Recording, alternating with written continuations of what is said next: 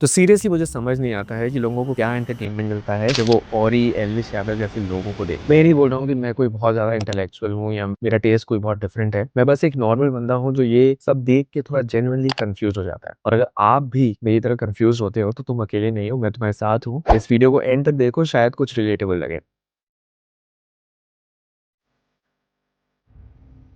तो देखो, एक इंसान जो प्रोफेशनली सिर्फ एग्जिस्ट करता है और एक दूसरा इंसान जिस पर स्नेक वेनम रेव पार्टी के केस चल रहे हैं सुप्रीम कोर्ट, और ये दोनों इंडिया के टॉप शोज में हैं। ये सुनने में फनी लगता है, हंसी आती है, पर मेरे हिसाब से ये अलार्मिंग है। बताता हूँ क्यों। तो कुछ साल पहले जब ऑरी वायरल होने लगा था तो लोगों ने बोला था कि यार ये कुछ टाइम की बात है, ये फैड है और सब लोग भूल जाएंगे। मैंने भी यही सोचा था। फिर वो कॉफी विद करण पे आ गया, ठीक है। फिर वो बिग बॉस पे आ गया, ठीक है भाई। फिर वो कपिल शर्मा के नेटफ्लिक्स शो पे आ गया, रवि किशन और मलाइका अरोड़ा के साथ। रवि किशन एक इंसान जिसने डेकेड्स काम किया है, क्राफ्ट सीखी है, फिल्में की हैं। मलाइका अरोड़ा जिनके बारे में कुछ भी कहो, बट उन्होंने भी काफी सालों तक काम किया। और उनके साथ एक ऐसा इंसान जो सिर्फ एग्जिस्ट कर। ये एक फैड नहीं रहा, ये मेन स्ट्रीम बन चुका है। और रही बात एल्विश यादव की, तो लाफ्टर शेफ सीजन 2 में आया वो कलर्स टीवी पे, और वो और करण कुंद्रा ने ये सीजन जीत लिया। सीजन 2 के बाद वो सीजन 3 में भी आया। IMDb के रिकॉर्ड्स के हिसाब से वो 80 एपिसोड्स में अपीयर हो चुका है। लाफ्टर शेफ 2024 से 2026,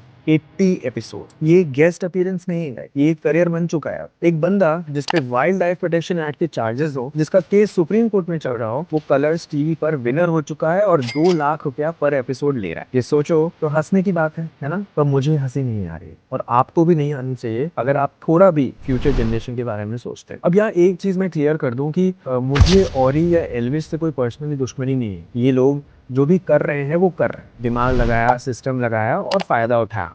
इसमें उनका कोई भी कसूर नहीं है। कसूर, अगर ऐसा कोई वर्ड एग्जिस्ट भी करता है ना, तो वो हमारा है। क्योंकि ये लोग इसलिए टॉप शोज में हैं क्योंकि उन्हें हम देख रहे हैं। ब्रांड्स इसलिए उन्हें हायर कर रही हैं क्योंकि हम उन्हें एक्सेप्ट कर रहे हैं। प्रोड्यूसर्स इसलिए उन्हें शोज में ला रहे हैं क्योंकि उनसे टीआरपी आ रही है और उन्हें हम देख। यही एक सिंपल सी इक्वेशन है, सप्लाई और डिमांड। हम डिमांड कर रहे हैं और सप्लाई मिल रही है, और यहीं पे मुझे सच में डर लगता है। देखो, एंटरटेनमेंट का स्तर गिरना कोई नई बात नहीं है दुनिया में। ये हमेशा से होता आया है। लोग हमेशा से सेंसेशनलिज्म की तरफ खिंचते चले गए। रोमन कॉलोसियम में लोग मारने पीटने का खेल देखने को एंटरटेनमेंट कहते थे। ये हमारा बेसिक नेचर रहा है। पर इंडिया में अभी जो हो रहा है वो थोड़ा अलग है। एक बंदा खुद बिग बॉस पे सलमान के सामने बोलता है कि मैं एक लीवर हूँ, मैं जीता हूँ, मेरा यही काम है, और ऑडियंस तालियां बजाती है। सलमान शॉक, कपिल शर्मा शॉक, पर ऑडियंस को वो लाइन कैची लगती है और ऑडियंस उससे रिलेट कर। दूसरा बंदा एक अरेस्ट होने के बाद भी उसको और ज्यादा शोज मिलने लगता है। मतलब हम लोग कॉन्ट्रोवर्सीज को रिवॉर्ड कर रहे हैं, हम लोग कुछ नहीं करने को रिवॉर्ड कर रहे हैं। ये तब बहुत अलार्मिंग हो जाता है जब हम यंगर जनरेशन के बारे में सोचते हैं और उनसे बात करते हैं। एक छोटा सा एग्जांपल देता हूँ। मेरे एक रिलेटिव के 14-15 साल के बच्चे हैं। मैंने उनसे बात की और पूछा कि तुम्हें कौन पसंद है, तो वो बोलते हैं, डेफिनेटली यही नाम लिया उन्होंने, एल्विश, ऑरी, उर्फी। तो मैंने उनसे पूछा कि क्या पसंद आता है उसमें, तो वो बोलते हैं कि यार एंटरटेनिंग है, मस्त है, कूल है। और मैं सोच रहा हूँ कि कूल का मतलब क्या था हमारे लिए। कुछ अच्छा करना कूल था, कुछ सीखना कूल था, कुछ बनना कूल था। और अभी कूल का मतलब है बिना कुछ किए फेमस होना, कंट्रोवर्सी करो, फ्लाउट करो रूल्स को, ये है कूल होना। Adding to this, I also feel that art imitates life and vice versa. एक फेमस लाइन है, इसका मतलब ये है कि जो हम देखते हैं वो हमारी जिंदगी पे असर डालता है, और इसका उल्टा भी सच है कि जब हम अपनी जिंदगी में कुछ एक्सेप्ट करने लगते हैं तो वो भी आर्ट में इमिटेट होने लगता है। तो जब हम एक आदमी को सेलिब्रेट करते हैं जो क्रिमिनल चार्जेस के बाद भी और ज्यादा अपॉर्चुनिटीज पाता है, हम अपने बच्चों को क्या सिखा रहे हैं कि रूल्स ऑप्शनल हैं अगर तुम पॉपुलर हो, कि कॉन्सिक्वेंसेस सिर्फ उन लोगों के लिए हैं जो जिनके फॉलोअर्स कम हैं। और यहाँ पे एक और एंगल है जो मैं भूल नहीं पा रहा हूँ, वो ये है कि the great Indian Kapil show जो नेटफ्लिक्स का एक पहला इंडियन सीरीज बना जो ग्लोबली 1 महीने तक ट्रेंड किया। 1 महीने तक ग्लोबली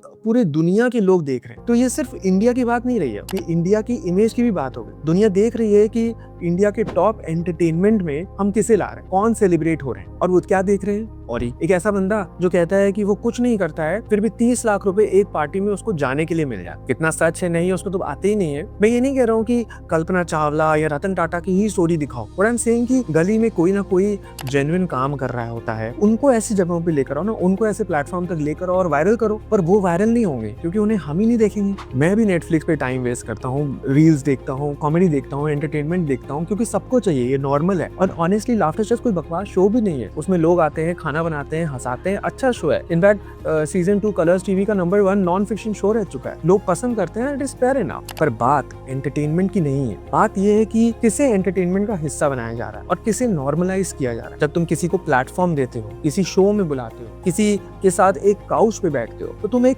मैसेज दे रहे हो, तुम बोल रहे हो कि ये एक्सेप्टेबल है, ये सेलिब्रेटेड है, ये एस्पिरेशनल। और वो मैसेज यंग इंडिया तक जब पहुंचता है तो कोई फिल्टर के बाद नहीं पहुंचता है। अब करना क्या चाहिए? ऑनेस्टली मैं नहीं जानता कि क्या करना चाहिए। मैं एक प्रॉब्लम पॉइंट आउट कर रहा हूँ और मुझे जो जेन्युइनली डिस्टर्ब कर रही है। I don't know how many of you relate to this, and if you do please comment. पर अगर सोल्यूशन की बात करनी है तो एज एन ऑडियंस एक सिंपल चीज तो हम सब कर सकते हैं, राइट? जब तुम किसी का कंटेंट शेयर करो, चाहे वो ऑरी का हो या एल्विश का हो या कोई रैंडम पर्सन का, सोच लो कि क्या तुम उसे किस मैसेज के तौर पे शेयर कर रहे हो। वो कूल है, फनी है, एस्पिरेशनल है, क्या मैसेज है उसका? सेकंड, जब कोई कंट्रोवर्सी वायरल हो रही है और तुम उसको देख रहे हो, तो क्या वो क्यूरियोसिटी है या तुम एक्चुअली उस इंसान को रिवॉर्ड कर रहे हो अपना अटेंशन देके? मतलब जस्ट थिंक अबाउट इट, क्योंकि अटेंशन ही करेंसी है आज की डेट में। हम कहाँ खर्च करते हैं ये हमारा चॉइस है। तो सिंपल सी बात है कि फाइनली मुझे नहीं पता कि एंटरटेनमेंट क्या मिलता है लोगों को, और मुझे लगता है कि पता भी नहीं होना चाहिए। जरूरी बात ये है कि तुम क्या समझते हो, तुम्हें क्या मिलता है, और तुम्हें क्या मिल रहा है इस बारे में सोचने के बाद अगर तुम्हारा जवाब ये है कुछ नहीं, तो शायद तुम्हें कभी ये देखने की जरूरत ही नहीं थी। बस इतना आज के लिए। Thank you. सब्सक्राइब टू अर्थात बाय जय for more such content. Thank you. Have a good day.